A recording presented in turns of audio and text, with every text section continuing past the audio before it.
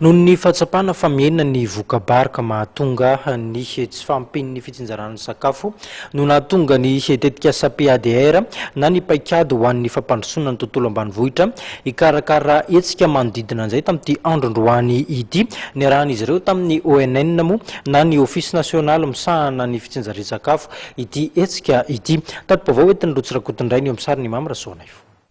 Araky ny fanadihadiana izay nataon'ny PADR na ny paikady ho an'ny fampandrosoana ny tontolo ambanivohitra dia tsikatra fa miamiena ny vokabary. Manoloan'izay indrindra dia nitady fomba hafa ireo tompon'andraikitra miaraka amin'ny ONN na ny ofisy nasionaly misahana ny fanjarian-tsakafo entina nolona ny vary mba tsy ho izany intsony no atao foto-tsakafo fa afaka mampiasa sakafo hafa isika malagasy. Raha tamin'ny taona 2024 ohatra tany amin'ny faritra loatra dia niteraka fiainan'ny vokabary ny tsy fahampian'ny orana. Izany hoe lasa 304 kilao fotsiny sisa ho an'ny tobaka-katrano iray. Zay hoe andoatsika hijery hoe inona moa zany ny azo ambona ny resaka vary fa tsy vary foana tokony hoanina dia inona koa rehefa fanadihadiana nataon'ny rôly koa na réseau des observateurs ry dia misy zavatra hafa hoan'ny olona rehefa tsisy vary dia azo hoan'ny katsaka, ny voamanga, ny yam.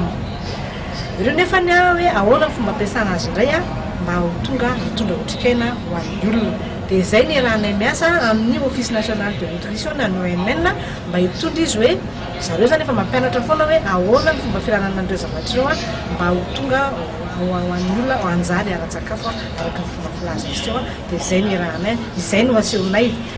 Anisan'ny nalay tahaka ohatra ny firenena aziatika izay isan'ireo firenena mandroso be amin'izao fotoana izao raha nanana ny vary ho foto-tsakafony izy ireo dia nanova izany ary nampiasa vokatra hafa ampiasaina hitondra otrikaina.